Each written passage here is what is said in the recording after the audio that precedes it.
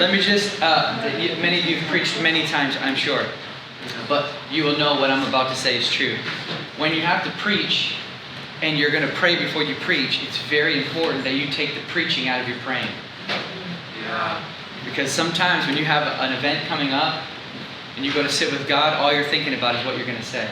And you never even look at the Lord. You're like, and then Lord, then we'll do this. And then I'll back up and I'll be like, Jesus! You start thinking about what you're going to do, and then you start writing down notes, and you're praying, but you're not really praying. You're thinking about, you're just visualizing your sermon, and you think that the Lord's speaking to you, but you're really just thinking the thing through.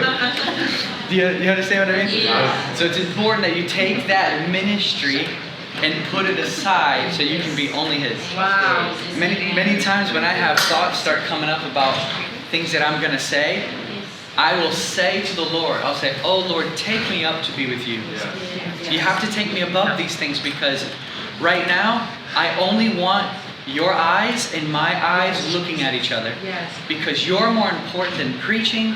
You're more important than being valued.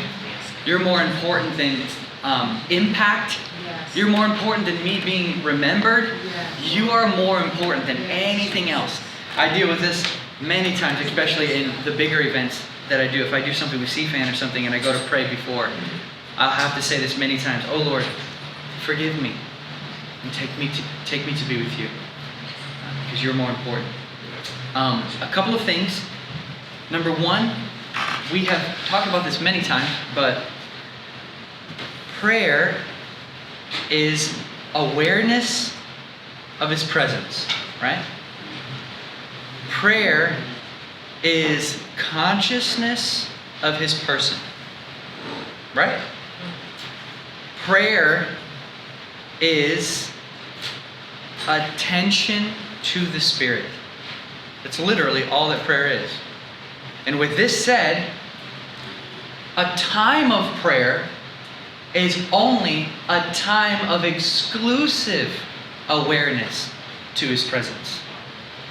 A time of prayer is literally only this. It is a time of exclusive attention to the Spirit. With this understanding, we're free. We're free from works. We're free from having to make something happen, because it's about Him, and we're there just to accomplish this one purpose, which is this: I give you all my attention. If you turn over to Romans 8, you guys know these wonderful verses, but I'm going to pull them out today with reference to prayer. We've talked about this many times in here. Many of you knew this before you even came to boot camp, but you can't hear too often the thing you need to know most. But life itself is prayer.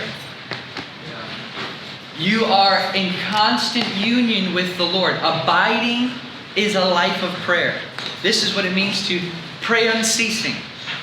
Jesus says in Luke 18:1, pray at all times. So we see this constant awareness of God's presence. And I've told you guys before, Henry Scougal said prayer is intercourse of spirit with God. Madame Guyon said prayer is the application of the heart to God and the internal exercise of love. She's my favorite.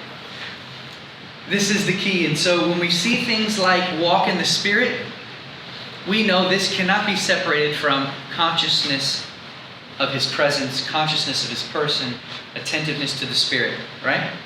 So when we're encouraged in this way, all it is telling us is abide in Him. Remain connected to Him. So in Romans 8, look at verse 13. Well, we'll start in 12. Brethren, we are under obligation not to the flesh, to live according to the flesh. If you are living according to the flesh, you must die. But if by the Spirit you are putting to death the deeds of the body, you will live.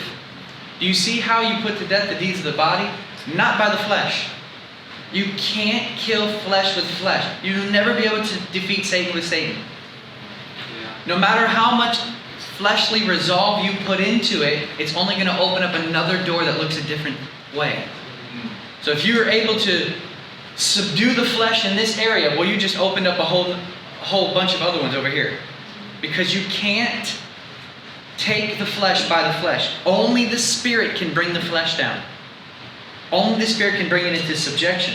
And this, I'm telling you, is what prayer does. When we take exclusive time, a time of prayer, a time of exclusive attention to the Spirit, what's happening is the Spirit is getting more attention than the flesh. And by virtue of that fact, the flesh is submitted to the power of the Spirit. You've heard Bill Johnson say it, I'm sure, many times. Whatever you give attention to grows. So if your attention is to the Spirit, then the Spirit will increase. In your awareness of the Spirit will increase and swallow you up. This is a spiritual life. Very easy, very simple. It's just a matter of attentiveness. Some people think the Christian life is so difficult. And it is literally the easiest thing in the world, because all you got to do is give up. Because then the Spirit comes in and performs the thing for you. That's the wonderful new covenant. The wonderful new covenant. I saw these little things one time in prayer. I was going to preach at Jesus School, and I was on my way there, and I was just kind of blissed out. I parked in a parking space before I went in, and I was just worshiping the Lord. And I saw these angels, little angels, and they were going like this, like the lollipop kids.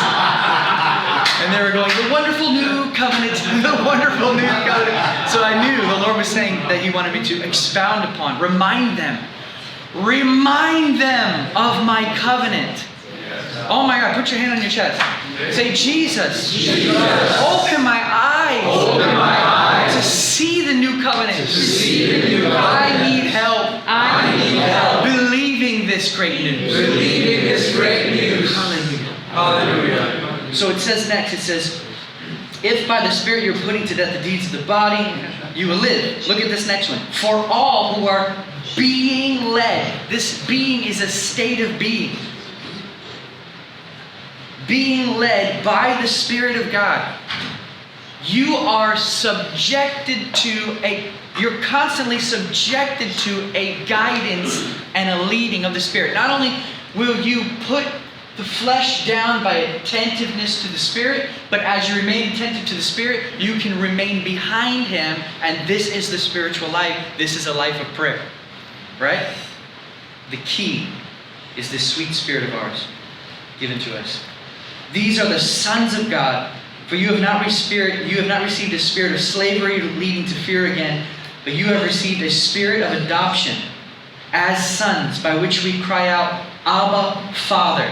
So we see when you receive the Spirit, and as you're attentive to the Spirit, you're able to recognize God as Father. There's no recognition of God as Father without attentiveness to the Spirit. It is your attentiveness to the Spirit in your life that enables you supernaturally to realize God as Father. This is very important because we are in need of a Father. As children of God, we are in need of a Father. The more recent days, this phrase orphan spirit has become like really rampant. People love it. But here's the thing. When you're attentive to the Spirit, you realize you have a Father. Yeah. And all that attentiveness to the Spirit is this. I'm giving attention to the presence of the Lord with me, and here I can see I have a Father. Those that operate under if you want to use the term orphan spirit, they are people who don't give attention to the Spirit. Because if you give attention to the Spirit, right here, you realize Him as your Father. This is the key. So then look what happens next. He says, the Spirit Himself testifies with our spirit. So you see again, as you're attentive to the Spirit, you're able to hear the Spirit. He testifies to your spirit as you're attentive to Him. So you say again, Eric, what does this have to do with prayer again? Because it sounds like it's walking in the Spirit. Everything is prayer. The entirety of your existence is your connection to the person of the Lord. He's alive and He lives and you walk with Him, period. I think I told you guys this before, that in the last verse in John 14, Jesus says to the disciples, come, let's go from here. So you see the imagery. They must have been sitting down, and He says, come on, let's go from here. Together, let's get up and go. And in that picture, Jesus then starts His discourse. Abide in me. So he teaches them about remaining in step with him spiritually by walking with them physically. He's showing them the imagery. He's giving them an imagery, walking together with them, making progress step by step with them. Physically, what he's talking to them about spiritually. Abide in me, remain in step with me, constantly in my presence. So this is the wonder and glory of it all. So what does this have to do with prayer? Well, as you give attention to the Spirit will subdue the flesh. As you give attention, exclusive attention to the Spirit, you will be able to be led by the Spirit. As you give attention to the Spirit, you will realize God as your Father. As you give attention to the Spirit, you will hear the testimony of the Spirit inside your spirit. Wow. This is what a lot of preachers like to say, I know in my knower. Have you heard preachers say that before? I just know in my knower. What they're saying is, the Spirit testifies to my spirit. Yes. How do you know that you're born again? I just know that I know that I know. How? I don't know. I just know. Because His Spirit has bore witness, to give testimony to you. He spoke to you on the inside. You are born again. Say, I'm born again. You're born again. That is beautiful. You have been born of the Spirit. You're a spiritual being. Far more than being a human, you are a spirit being connected to God. It's so hard to believe. That's what you are. And when we come in here to give exclusive attention to the Spirit, you're being what you are. Connected to God, one spirit with Him. He who joins himself to the Lord is one spirit with God. It doesn't matter if you change tires all day long. You're a spirit being filled with God. It's crazy. It's crazy, guys. So we have this glorious reality in the Spirit. And then if you jump ahead to verse 26, he goes on a little rant there, and then he continues with the Spirit in verse 26. In the same way, the Spirit helps our weaknesses, for we do not know how to pray. But the Spirit, as we've said before, prayer right here is revealed to be not knowing what to say. It's literally giving attention to the Spirit. He says we don't know what to pray, but the Spirit. So here it is. The spiritual life is a life attentive to the Spirit. And right now what we're about to do is give exclusive attention to the Spirit. I did pull a couple quotes for you today because I love I love these quotes. Can I share a couple with you? And then we'll move on.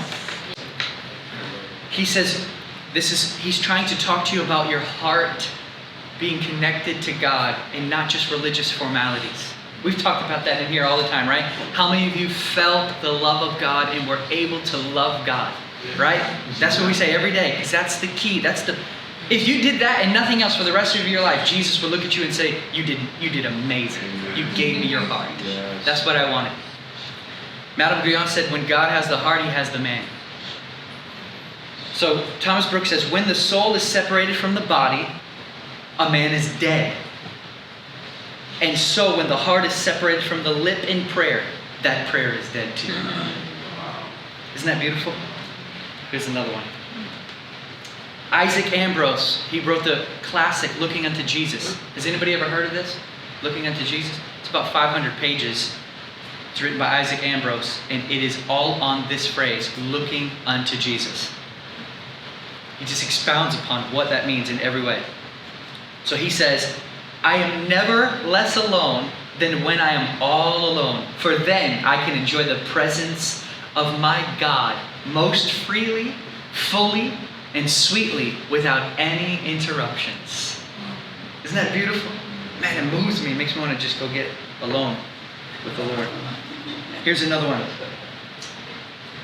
Believer, closet prayer will be found to be but a lifeless, comfortless thing if you do not enjoy communion with God in it. That should be the very soul of all your closet duties. Therefore, press after it. As for life itself, when you go into your closet, banish every single thing that can hinder you from enjoying your God. And today, you're preaching. And you need to look at that thought of preaching as an enemy of enjoying God. It's a key, guys. You say, but Eric, is it really that serious? Yes. Let's say you're at a date with your husband and you're looking at him and you're trying to have some good time talk to each other, but he can't stop watching SportsCenter up on the side. You're trying to talk to him and he's all, what? What'd you say? It's not romantic at all.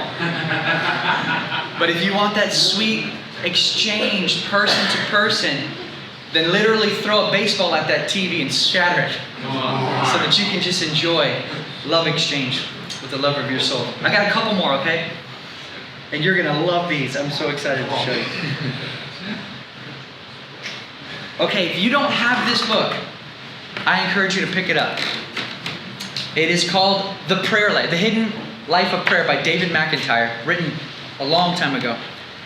But he says here, we must draw off from prayer, from resting in it, or trusting upon it itself. Listen closely. He's making a strong divide here. A man may pray much, and instead of drawing near to his God or enjoying sweet communion with Christ, he may draw near to prayer itself. Yeah. His thoughts may be more upon his praying than upon his God to whom he prays. But when a man indeed draws nigh to God in prayer, he then forgets prayer and remembers his God. And prayer goes for nothing, and Christ becomes everything. What is he saying? He's saying, let Jesus and communion with him be even more important than a practice. That's what he's saying. Here's another one. Man, that was a good one. That was good. Here's another one.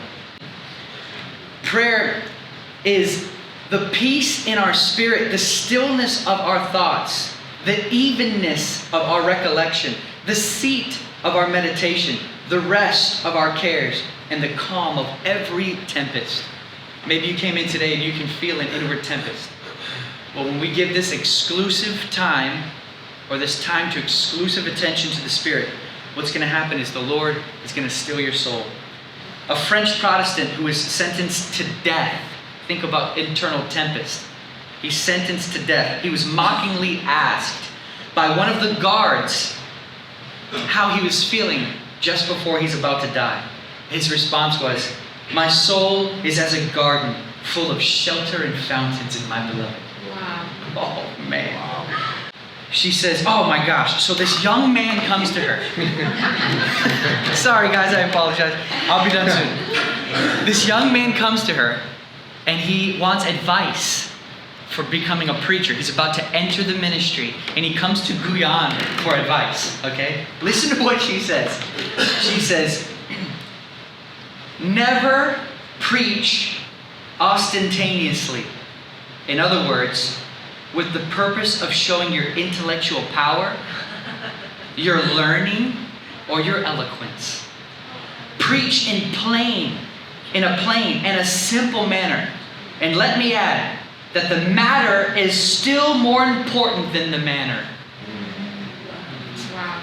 Preach the kingdom as near to us, as something not far off, but to be received and realized right now, and aim, my friend, at their hearts.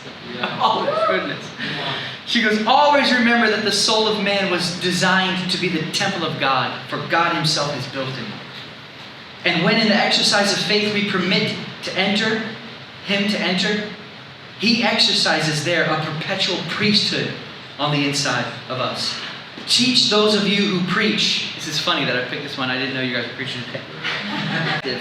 To render your preaching truly effective, it must be the product of love, of entire obedience to the current of the Spirit, flowing from a real inward experience. Avoid a controversial spirit. Nothing, so far as I can perceive, so much narrows and dries up a heart as preaching from controversy.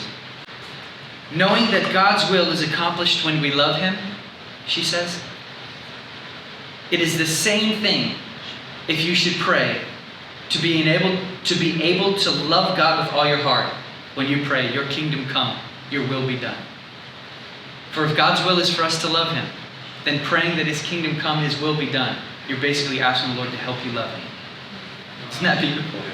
She says, and in doing this, however sinful or unworthy you may be calm, be peaceable, not disturbed or agitated, as if there was no real Savior, or as if there was no divine shepherd, who is your daily nourishment and feeds his flock with himself.